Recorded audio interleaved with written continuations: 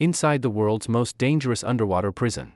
Beneath the waves of the Philippine Sea, surrounded by miles of open water and guarded by reinforced steel domes, lies a facility so extreme that few people outside of government and military circles have ever seen it, or even believe it exists. This is not a myth, nor a piece of science fiction. It's a real high-security prison, built partially beneath the ocean surface to contain the world's most dangerous criminals, terrorists, and pirates. They call it Camp 009, the underwater prison, a place designed to be completely escape-proof, where prisoners are isolated by both concrete walls and crushing ocean pressure. But how did it come to exist? Why would any nation build a prison underwater? And what's life really like for the inmates and guards living in this silent, submerged fortress? This is the true story of the world's most dangerous underwater prison. Before we dive into today's powerful story, don't forget to hit that like button and subscribe for more gripping tales. Your support helps us keep sharing these stories, and we wouldn't want you to miss any of the action. Now, let's get started. The origins, from war to water. The idea of an underwater detention center didn't begin with crime. It began with war. In the early 2000s, after a series of high-profile terrorist attacks across Southeast Asia, including the 2002 Bali bombings, several governments began discussing unconventional ways to hold suspects who posed both extreme risk and diplomatic sensitivity. Traditional prisons were too vulnerable. On land, riots and escapes were frequent. At sea, however, control could be absolute. By 2005, a classified joint operation between the Philippine Navy, U.S. Pacific Command, and Interpol led to the creation of a facility on an isolated coral shelf roughly 40 nautical miles off the coast of Palawan, Philippines. The base was initially referred to as a maritime detention complex, but insiders later confirmed it was nicknamed Camp 009, the ninth in a series of black site projects designed for extreme-risk detainees. Construction was handled by Ocean Tech Systems, a Singaporean firm specializing in subsea architecture. According to company records later leaked through a maritime trade review in 2013, the structure was built from pressure-reinforced titanium alloy and layered concrete, capable of withstanding oceanic depths of up to 120 meters. The purpose, at least officially, was to detain maritime pirates captured in Southeast Asian waters, particularly those connected to Abu Sayyaf and other extremist groups known for hijackings and kidnappings. But unofficially, Camp 009 quickly became something much darker. The design, a fortress below the waves. Camp 009's architecture is unlike any prison on Earth. The facility is divided into three main modules, each shaped like a dome. The upper dome, which sits just below the water's surface, serves as the operations center, where naval personnel, engineers, and medical staff live and work. It connects via an elevator shaft to the main detention module, located nearly 100 meters below. That's where the prisoners are kept. Each of the 42 cells is an independent pressurized capsule, sealed and climate-controlled to prevent decompression issues.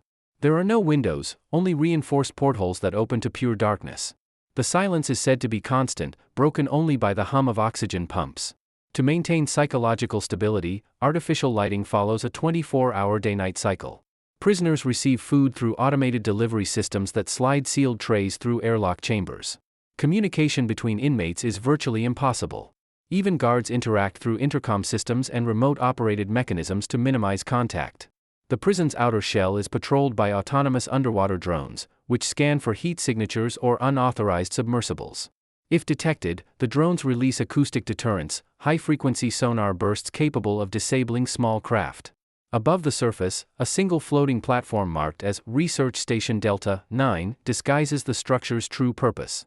To outsiders, it appears as an oceanographic lab. It is, by all functional standards, the most isolated correctional facility ever built. The prisoners, who they are and how they got there. Unlike traditional prisons, Camp 009 holds no ordinary offenders. Its population has never officially exceeded 60 inmates at any given time. Most are high-risk individuals involved in transnational crime, terrorism, or piracy, whose cases straddle multiple jurisdictions. Among them, Abdul Rahman Kazan, a former Abu Sayyaf commander captured during a 2007 naval siege in Basilan. Captain Idris Mahid, accused of leading one of the largest pirate fleets operating near the Strait of Malacca. And several unconfirmed foreign nationals allegedly connected to maritime smuggling networks tied to organized crime in Indonesia, Somalia, and even Eastern Europe. Because of the prison's extraterritorial nature, detainees are held without the same due process as in civilian facilities. Their detention is technically justified under international maritime security statutes, a legal loophole allowing indefinite holding under wartime maritime detention. Each prisoner is subjected to complete isolation, constant monitoring, and psychological evaluation.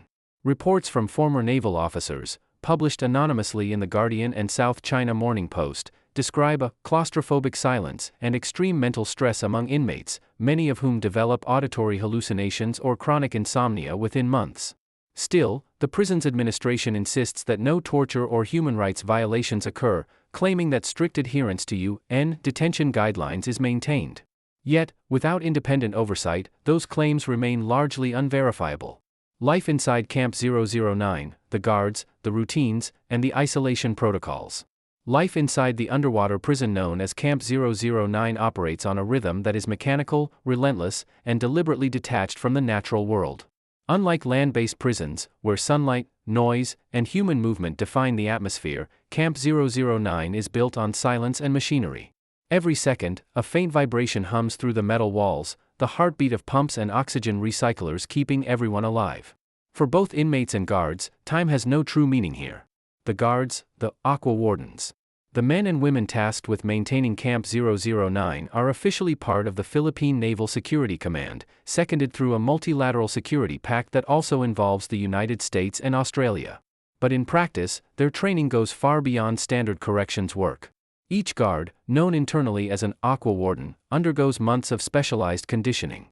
They train in hyperbaric environments, emergency decompression procedures, and deep-sea psychological adaptation, skills usually reserved for submariners or saturation divers. Guards are rotated every 45 days to prevent what internal memos describe as psychological drift, the gradual onset of anxiety, paranoia, or sensory detachment caused by prolonged exposure to the deep-sea environment. Shifts last 6 hours, divided between surface control duty and submerged maintenance patrols. Armed contact with prisoners is rare, but when it happens, the guards wear pressure suits with built-in oxygen recyclers and communicate via throat mics to avoid acoustic distortion. Weapons are not traditional firearms. Because of the risk of hull damage, guards rely on electric pulse batons and CO2 sedation injectors, tools that disable without compromising structural safety. A former maintenance officer interviewed under anonymity in 2020 described it bluntly: "You don't feel like a guard down there. You feel like a diver watching ghosts. The prisoners don't shout, they don't fight, they just stare through the glass." The prisoner routine, controlled isolation. Prisoners at Camp 009 live in complete solitary confinement. Each cell measures roughly 2.5 by 3 meters, containing a bed, a toilet, a monitoring camera, and a small communication terminal. Food is delivered through a sealed chamber system, 3 times a day at exactly 6 o'clock, 12 o'clock, and 1800 hours. Meals are nutritionally balanced but deliberately bland: oatmeal, lentils, rice, and occasionally canned protein. There is no choice, no utensils beyond a single biodegradable spoon. Every cell has a screen built into the wall that plays pre-selected visual programs, ocean footage, guided meditation, or documentaries, chosen by a behavioral psychologist to maintain cognitive balance. However, inmates cannot interact, send messages, or request entertainment. Everything they see is pre-programmed and logged. Medical checkups are conducted remotely. Inmates place their hand and face against scanners embedded in their walls for biometric analysis, heart rate, temperature, oxygenation, transmitted directly to the infirmary above. Physical exams happen once a month through a remote isolation chamber, a sterile airlock where a medic in a pressure suit enters to perform tests, with the inmate restrained behind reinforced plexiglass. There are no group activities. No outdoor time. The sea is their world. Communication protocols and psychological control. Perhaps the most unique part of Camp 009's operation is its communication protocol, both in terms of what inmates can hear and what they cannot. Sound behaves differently underwater. In a 100-meter pressurized structure, even a small vibration travels far. So, to prevent coordinated communication or tapping codes, engineers installed acoustic dampeners, layers of gel and synthetic rubber between walls that absorb impact and noise. Each cell's microphone is calibrated to detect specific sound frequencies associated with speech or tapping. If detected, the cell automatically triggers audio isolation mode, a complete silence in which even the prisoner's own breathing becomes muffled. It's not torture by definition, but many experts have called it psychological suffocation. One human rights observer, Dr. Leanne Corbin, described it as a system designed to erase social reality. It's not that prisoners are punished, they simply cease to exist to one another. Only once per month are inmates allowed to send a monitored message to family or legal counsel, typically limited to 3 minutes. The conversations are screened in real time by multiple agencies for any sign of coded language. No physical letters are ever exchanged, paper cannot safely pass through the pressurized environment. All external contact is digital, filtered, and transcribed. The silence, psychological toll. The greatest threat at Camp 009 isn't violence. It's silence. Studies conducted by independent naval psychiatrists found that even guards, despite training, began experiencing auditory hallucinations after extended duty cycles. Many reported hearing phantom knocks, footsteps, or voices in the water. For inmates, the effect was magnified. The sound of their own heartbeat became the only measure of time. Some begged to be transferred to land prisons, claiming they were drowning in their own thoughts. Between 2012 and 2019, at least 6 suicides were recorded. All were classified as self-induced asphyxiation. Due to the environment, rescue attempts were often delayed, a tragedy compounded by the structural complexity of accessing each isolated capsule. Still, despite the mental cost, Camp 009 remains fully operational. Every time criticism arises, military spokespeople insist that its security benefits outweigh ethical concerns. There has never been an escape, leak, or riot, one admiral stated. That's proof the system works. The security systems, how the ocean became a wall. Camp 009's greatest weapon isn't its guards or its technology, it's the ocean itself. At a depth approaching 100 meters, the surrounding pressure is equivalent to placing the weight of several elephants on every square inch of metal. That physical reality is the first, and most effective, barrier against escape. But the engineers behind Camp 009 didn't stop there. The multi-layer defense grid. Security begins at the surface. What appears to be a weather-beaten research platform actually conceals an armory of surveillance hardware. High-frequency radar arrays track any vessel within a 15 nautical mile radius. Underwater, a network of sonar tripwires forms a 360-degree detection ring around the facility. Every object entering that perimeter, even a school of fish, is logged and analyzed. When human-sized movement is detected, AI-linked drones deploy within seconds. These drones, called Aqua Sentinels, are built by a Japanese-Filipino defense consortium. Each is equipped with a hydrophone array, motion sensors, and a low-lethality acoustic cannon. If an intruder refuses to surface after multiple warnings, the drone can emit directed sonar pulses strong enough to rupture eardrums or incapacitate divers. Inside the structure, motion-responsive laser grids and biometric locks separate every corridor. No door can open without dual authentication, a naval officer's keycard and a real-time match from the facial recognition cameras. The most sensitive section, the command core, is shielded by magnetically sealed blast doors rated to withstand torpedo-level shock. The drone patrols. Camp 009 runs on a fleet of 12 autonomous submersibles that operate 24 hours a day. Each patrols a designated quadrant of ocean up to 2 kilometers away. Every 6 hours, drones return to docking ports for data upload and maintenance. All visual and sonar footage is streamed live to the control room, where operators watch on wall-sized displays showing both the facility's outline and nearby sea currents. Occasionally, patrols detect drifting wreckage or deep-sea wildlife. Logs show incidents where migrating whales triggered the outer sensors, prompting full-alert lockdowns that lasted hours until identification was confirmed. The system is redundant, even if the network is jammed, internal failsafes force every bulkhead to seal automatically. In other words, no one enters or leaves without the ocean's permission. The escape attempts that never reached the surface. In nearly 2 decades of operation, no verified escape has ever succeeded.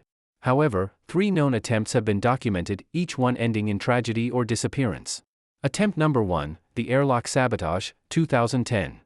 A group of 4 detainees, all captured pirates, managed to overload the airlock's pressure equalizer valve during a maintenance cycle. They intended to flood a corridor, then ride the buoyant airflow up to the surface. The plan failed instantly. The pressure difference crushed the chamber's inner bulkhead, killing 2 prisoners on the spot. The surviving pair were found unconscious and transferred to isolation. Investigators later said the entire incident lasted under 23 seconds. Attempt number 2, the maintenance diver ruse, 2015. A guard allegedly sympathetic to an inmate attempted to disguise him in a maintenance diver's suit during equipment transfer.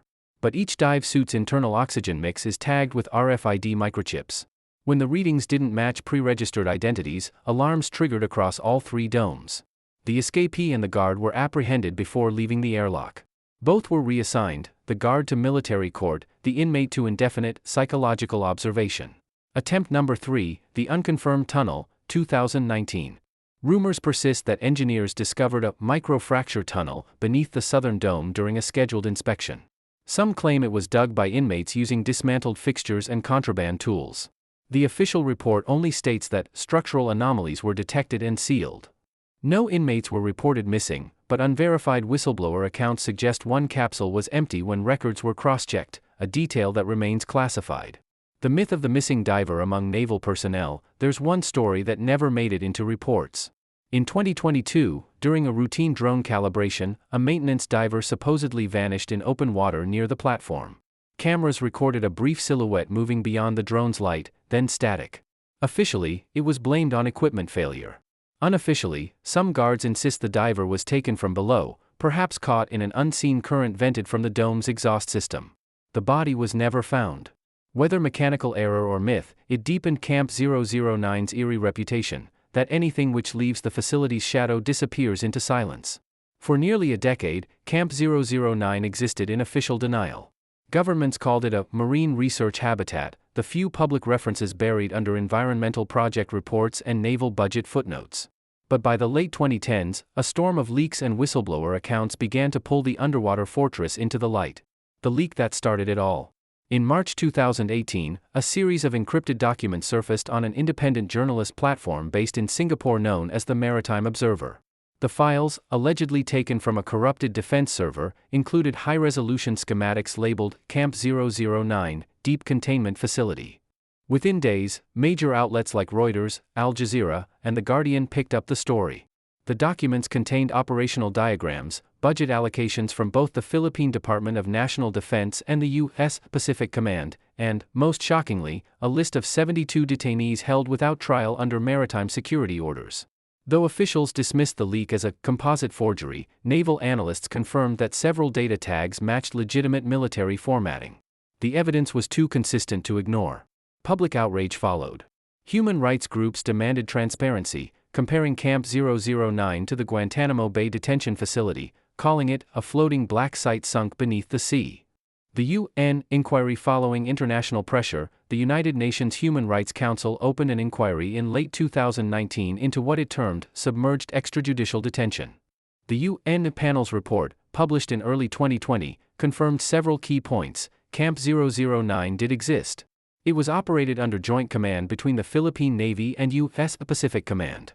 At least 41 detainees were confirmed to be held without formal charge, some for more than 10 years. However, investigators were denied direct access to the facility. Citing national security, both governments restricted on-site visits to the surface platform only. Satellite images showed no visible structures, the ocean concealed everything. Still, the inquiry concluded that serious human rights risks were present due to indefinite isolation, lack of legal oversight, and environmental hazards associated with submerged incarceration.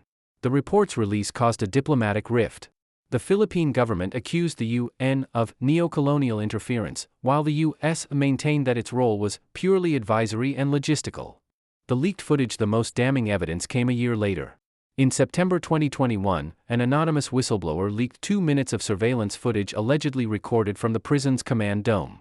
The video, analyzed by forensic experts from the BBC and The Intercept, appeared authentic. It showed a pressurized cell flooding slowly from below, while an inmate pounded on the glass before collapsing. A timestamp, June 11, 2014, 22:43, flashed in the corner. Officials refused to comment, but internal memos later confirmed that a depressurization event occurred on that same date, resulting in a fatal malfunction. The whistleblower claimed the footage was meant to expose systemic negligence and was smuggled out through a data storage module mistakenly sent to a naval contractor. When asked why they risked leaking it, the source's message was chillingly brief: because no one should drown in silence. Environmental concerns, toxic depths. While global media focused on human rights, scientists began asking another question: what happens when a prison leaks into the ocean? Marine biologists from the University of Queensland warned that decomposing biological waste, heavy metal corrosion, and antifouling chemicals used in the dome's maintenance could pose a long-term threat to marine ecosystems. Environmental assessments revealed that the surrounding seabed showed traces of titanium oxide, chlorine compounds, and microplastic residues far higher than baseline levels. Despite official reassurances that all operations adhere to environmental standards, internal maintenance reports leaked in 2023 described recurring biofilm contamination on oxygen outlets and early signs of structural corrosion. The ocean, once the prison's defense, was now turning against it. Diplomatic fallout. By 2023, the issue reached the International Court of Justice, I.C.J. A coalition of NGOs and regional governments filed a motion accusing the Philippines of violating international maritime law through extraterritorial detention and environmental negligence. In response, the Philippine delegation argued that Camp 009 fell under joint anti-piracy jurisdiction, citing the UN Convention on the Law of the Sea, UNCLOS, Article 105, which permits detention of pirates in international waters. However, the I.C.J. refused to dismiss the case entirely. Proceedings are ongoing as of 2025, though hearings remain sealed for security sensitivity. Meanwhile, journalists attempting to reach the area have been repeatedly turned away by military patrols. The coordinates are still restricted on most public maritime navigation systems, marked simply as a marine research exclusion zone. The question that remains. To this day, no official tour, photograph, or government statement has fully acknowledged the interior of Camp 009. Even the few guards who have spoken publicly, often years after leaving service, describe it with the same haunting detachment. It's not a prison. It's a place where time stands still. Human rights observers continue to campaign for its closure, while naval strategists quietly advocate expanding the model to counter piracy and terrorism in international waters. The ethical dilemma remains unresolved. Can absolute security ever justify absolute isolation?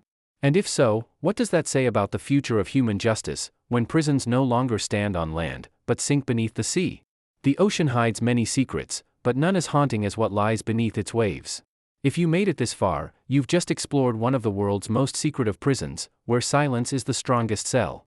Before you go, don't forget to like, subscribe, and turn on notifications, because the next story might take us even deeper into the world's darkest corners. Stay curious. Stay informed. And remember, truth is often buried deeper than we think. Waterwave.